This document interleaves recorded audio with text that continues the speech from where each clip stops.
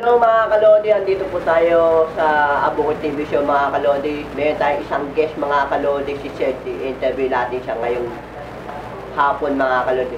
Hello mga kalodi, andito po tayo ngayon sa Abukod TV Show mga kalodi. Interview natin siya Sir Jerry Games mga kalodi.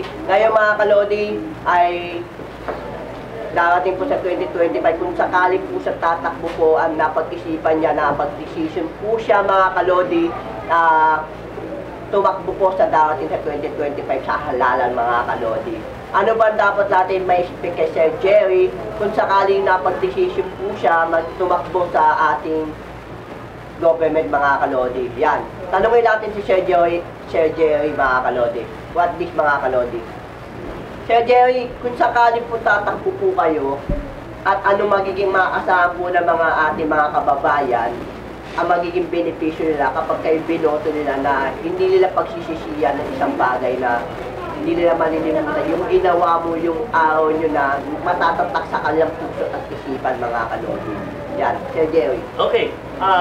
First of all, salamat sa pagkakataon na ako ay makapagbahagi. Alam nyo po, maraming gustong maglingkod. Totoo yun. Pero mabibilang po sa daliri natin, kayo, 2 ang daliri ninyo, ako kulang ng 5, ang naglilingkod na may kasamang sakripisyo. At yun po ang kaya ni Kabayani, maglingkod na may kasamang sakripisyo. Kasi marami pong ibang lingkod, ginagamit lang yung politika para sa sariling kapakanan at parang ginagawang negosyo.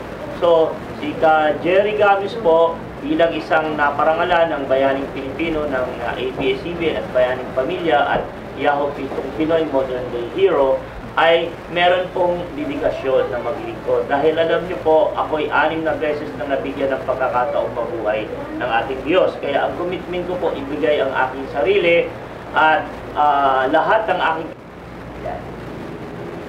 Hello mga kalodi, dito po tayo ngayon sa Abukod TV Show. Interview natin si Sir Jerry Games mga kalodi. Yan. Yan. Sir Jerry Games mga kalodi. Sir, kung sakali ba ang magiging paglilingkod natin sa tao kapag nakaulok-ulok mo tayo, sa ating sarili po ba o sa ating bayan mga kalodi? Okay. Maraming politician o lingkod ng bayan na tumatakbo dahil gusto nilang makinabang yung sarili. Pero si Kabayani Jerry Games po ay ibang intention. Makinabang ang taong bayan na boboto sa akin. Dahil ang isang paglilingkod, hindi lahat po yan ay napagbibigyan. Kaya kung isa tayo sa pinalad, dapat unang-una ho ay uunahin natin yung kapakanan ng taong bayan. Una, hindi ho tayo dapat nagiging corrupt. Okay? Kasi yung pera na para sa bayan, dapat ito ibigay natin para sa pakinabangan ng taong bayan. Pangalawa, kung hindi ho natin susulitin yung ating paglilingkod, hindi ho tayo maaaring maging inspirasyon ng mga kabataan, ng mga bagong henerasyon.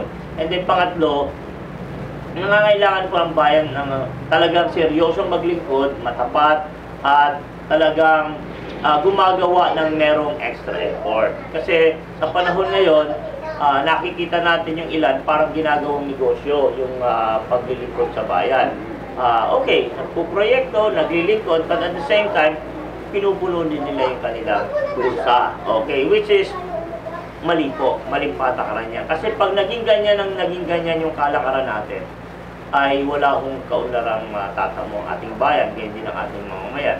And sa pagboto naman po, yung ating mamamayan, gusto nating i-challenge na kahit kayo bigyan ng kung anong biyaya, hindi ho nyo ipagpapalit yung inyong karapatan.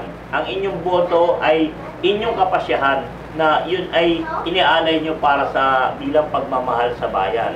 Kaya hindi ho tayo dapat parang prostitute na binabayaran tayo, 500, 1,000 ipoboto, pagkatapos doon wawalang hen tayo.